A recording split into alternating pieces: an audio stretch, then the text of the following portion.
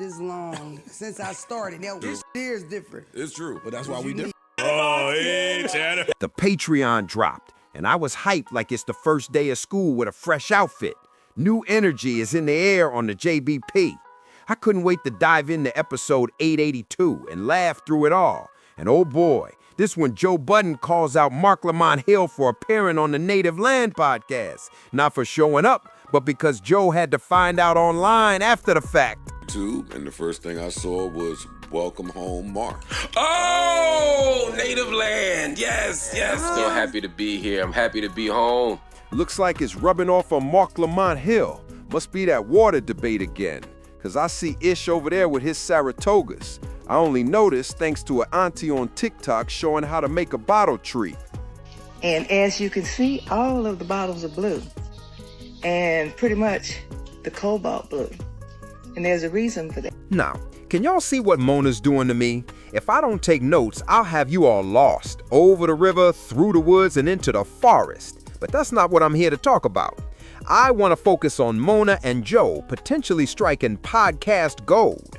Or since Ian and Joe keep saying podcasting is a thing of the past, I'll take a moment to reflect on a question Joe asked back in episode 769, Milk of Magnesia. Here's my take. Mona says this pod feels different. We've already heard Joe mention that Mona's going to be in his mentorship program. What started as 6 months has now stretched to 4 or 5 years to get her fully straight. I'm letting y'all know, Mona is my mentee. Yes. Mona is in my mentorship program. Brand new, though. Like a rescue cat. Like third day. She's in orientation. We're going to get it there. Orientation. I'm telling y'all. You'll get it there. Yo, I see so much raw talent. Just give us 6 months. In 6 months, we going to get it together. And this is part of that, Mona. Efficiency. I think that was warranted.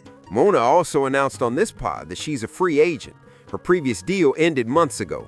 My contract's up, she said. She plans to keep creating content independently, though Joe asked to see a text she'd received, and it didn't look good. Used to 1-hour episodes, Mona's adjusting to this marathon format. Joe dropped almost 8 hours of content on Friday alone. That's why she talks fast, trying to get every detail out.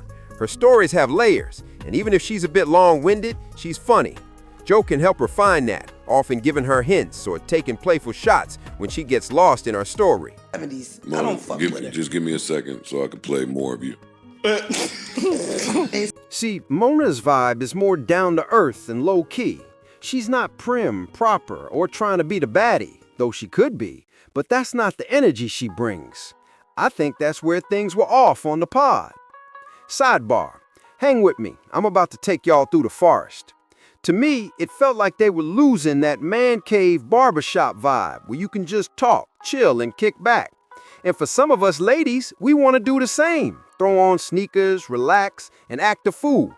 Mona's personality allows the fellas to let their guard down, feel comfortable, and make the space safe. No explanations needed afterward.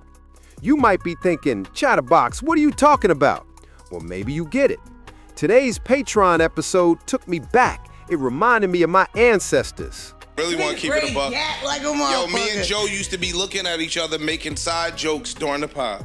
So to cover up your eyes and your face, Joe started wearing glasses so that people wouldn't see him making the funny faces. So I'm like, yo, I need some I of haven't these. even worn them like at work to cover your eyes like we I've used never to play worn. about. Yeah, they home. I ain't thinking Ain't got about no bringing reason to them do up it. here. Are you Ain't got no uncomfortable reason no taking- more This to nigga's cover your such eyes a up. troublemaker. Yeah, I get it. Don't wink at me no more. I don't know. I don't wink at you.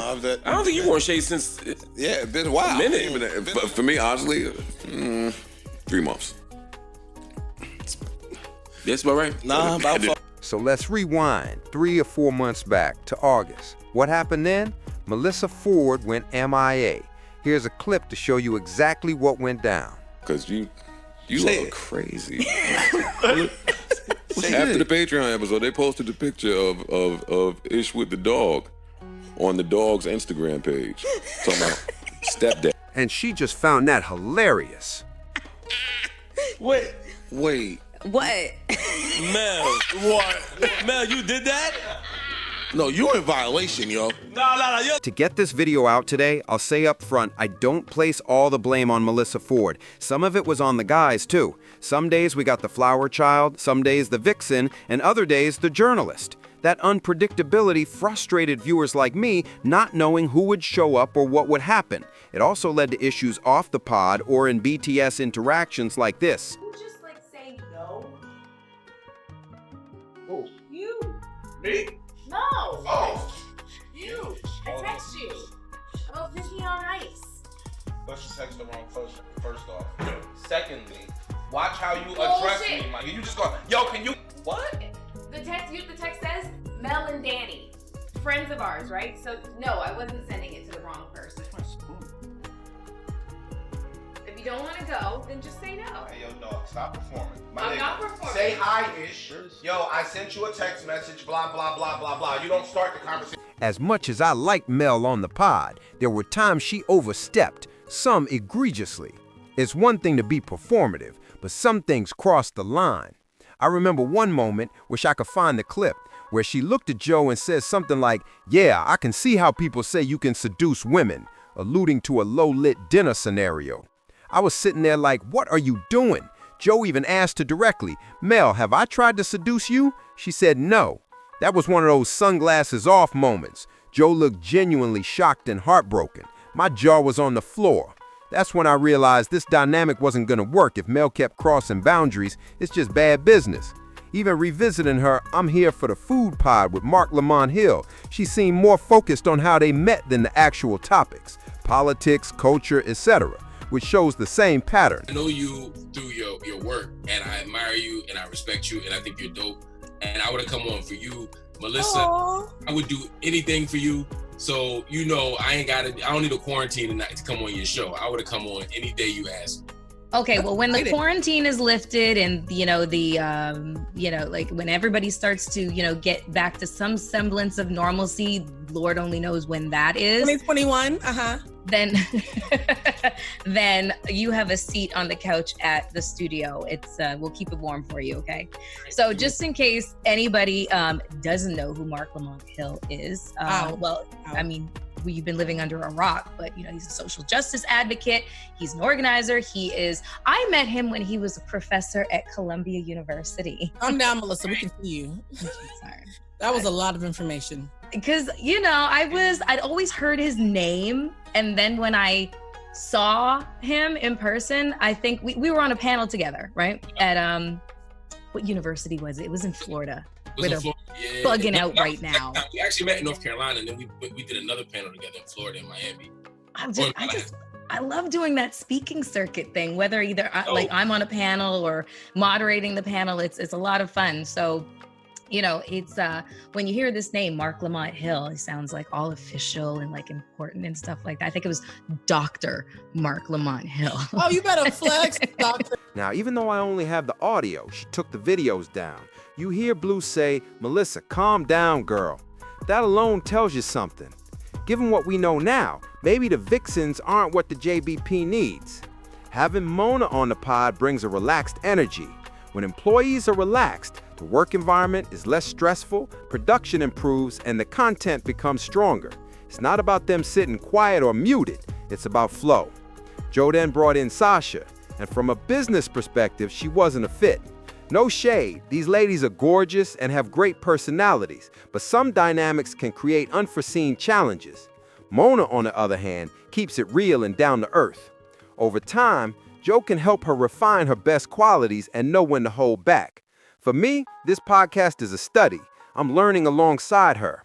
I love episodes with guests like Pablo Torre, who drop gems on business strategies I can apply in my life and work. It's content that helps me evolve and grow.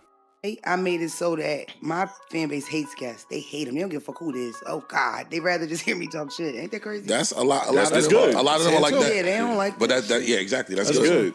They are right about viewers like me not always caring about guests. I go in, whether it's an intern, contractor, or whatever, to learn from the people running the company and add that as another arrow in my quiver. I love picking up business gems. For example, Joe mentioned the complex, how he was in early, checking in with everyone and looking at different rooms. That reminds me of what my father taught me. Don't train people for their position, train them for yours. That's how I approach learning, and I hope Mona does the same at JBP. Absorb from everyone, evolve, and become a better comedian, podcaster, and broadcaster. She's a diamond in the rough. Many are calling her podcast gold, and I agree. Some say she's too unfiltered or rough, but she warned us her favorite comedian is Richard Pryor, so you know what to expect. Brace yourself. I don't need no money, you know. She said, all I want from you is Thanksgiving. Bring me by turkey. In fact, she even says it again on this Patreon episode. Right, it's my absolute favorite. I love him so much. It makes me sad when I think of. We can't have it both ways. Hello, have you met the JBP cast? It's unfiltered all the way. They can really feel like they chilling with us. You feel me? Like, especially when we do that thing where we don't just jump at the topics, we just shooting it. I think that's really important when you like sharing with the people like that. Like, we all chilling together. This feels like that. You know what I mean? I can already see the progress Mona's made since day one on the Joe Budden podcast.